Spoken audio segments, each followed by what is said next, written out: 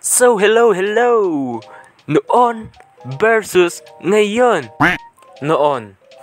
Tuwing darating ang buwan ng August ay sobrang saya namin kasi ang daming events na magaganap tulad na lang ng intrams, buwan ng wika, tsaka may mga holiday din. Ito yung buwan na pinakahihintay namin noon kasi super saya.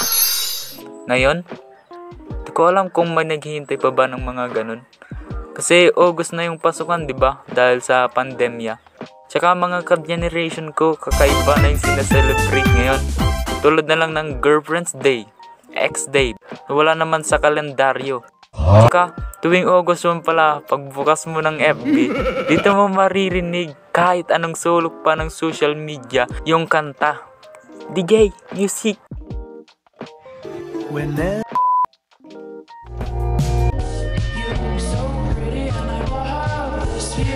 I love you. Weh?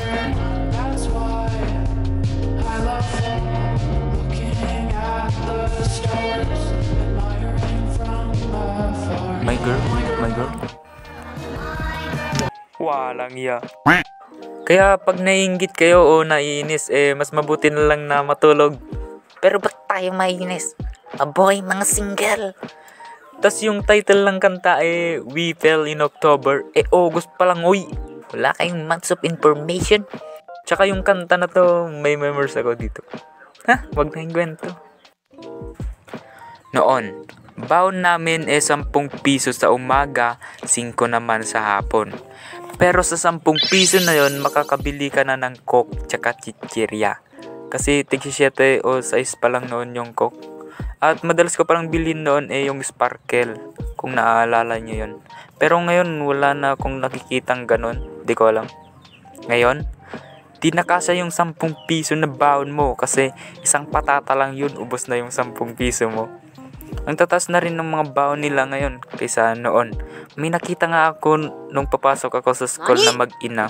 Tapos binigyan niya ng baon yung kanyang anak ng 100. Half day lang daw. Oh my God. Tapos yung baon ko nun 20. Isang pantyam lang mabibili nun tsaka candy na 3. Pero kung tutusin, mas mababa pa mga baon ng mga batang 90s noon. Kaysa ngayon, piso lang, 'di ba? Minsan wala silang baon. Epekto na rin yata to ng pagtaas ng presyo ng mga bilihin. I don't know. Noon, kapag tahimik ang paligid, aasahan mo na nasa isang bahay na kami nanonood ng TV. Minsan dito kami sa bahay kasi isa kami noon na may TV. Yung mataba pa na TV noon. Tsaka pag di nagana, papaluin mo sa likod para gumana. Madalas namin noon panoorin Power Rangers. Ay, ako yung red. Ako yung green. Ako yung blue. Ako yung yellow. Ay, nakakamiss. CD pa lang kasi noon. Di pa uso yung mga parang plato na to. Pero may antena naman noon.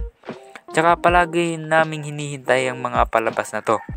Doraemon, Dragon Ball, Naruto, Slam Dunk, tsaka Yu-Gi-Oh! At marami pang iba.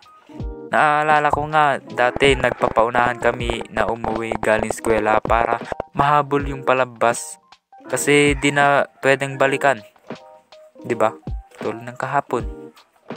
Highs. Ngayon, di ko alam kung may nanonood pa ng TV ngayon kasi puro cellphone na, di ba? Tsaka mapapanood mo na din mga paborito mong mga anime o palabas sa cellphone.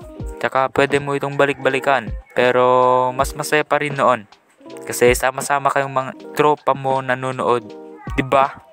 Tsaka dati pala kapag di kami napapayagan na manood sa bahay, pumupunta kami sa kabilang bahay na may TV. Pero bawal kaming pumasok.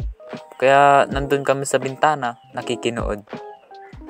Di naman nila kinakagalit. Pero ngayon, tig-iisa na sila ng mga cellphone. Tsaka kung kailan nila gusto manood, manonood sila. Diba?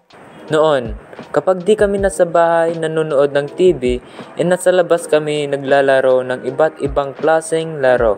Tulad na lang ng trompo, patintero, habulan, at saka taguan. Share ko lang, may 3 version yung taguan na linalaro namin noon. Ito na yung taguan, bangsak, tsaka sipaan tsinelas. Ha?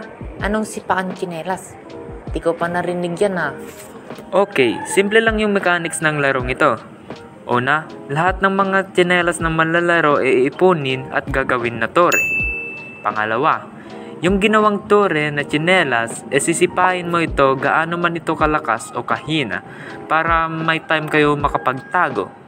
Pangatlo, yung sinipa mong tsinelas na parang tore, ang taya ng bahala na magbalik yung dating itsura ng tsinelas. Okay? At sa larong mga ito, maraming technique yung nagagamit para paiyakin yung kasama nyong taya. At isishare ko sa inyo yung dalawang technique na ginagamit namin noon. Una, ito ay tinatawag kong sugod mga kapatid. Simple lang, sabay-sabay kayong tatakbo patungo sa taya para mahilo at mabaliw na ito. Ito yung technique na pinaka-effective na ginagamit namin noon. Pero may nadiscover akong pang-counter sa technique na yon. Ito naman yung tinatawag kong kasi nung taya ako, ginamitan nila ako ng technique na yon. Pero ginamitan ko naman sila ng tinatawag kong The Running Man. Noong nakita ko na silang sabay-sabay na tumatakbo patungo sa akin, nagsimula na rin akong tumakbo patalikod.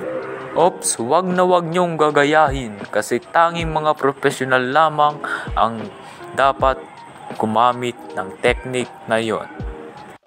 Ikalawang technique naman na ituturo ko sa inyo ay ito yung tinatawag kong palitan nyo. So ang ginagawa namin dito nagpapalit-palit kami ng mga damit. Kasi minsan yung mga taya matatalino din yan. Kasi ginagawa nilang palatandaan yung kulay o itsura ng yung suot na damit. Kaya ayun, doon nabuo ang technique na palitan nyo. Nagiging effective lang nito kapag yung taya malabo ang mata. Ngayon, minsan ka na lang makakita ng mga batang naglalaro ng mga ganun. Kasi alam mo na, puro cellphone na, 'di ba? Puro online games na kasi ngayon. Mobile Legends, COD, Valorant. Wala yan sa laro namin noon. Masaya naman maglaro ng online games, pero iba talaga yung saya eh. Hindi ko masabi. So ayun lang. Bye. Salamat sa panonood. Happy New Year.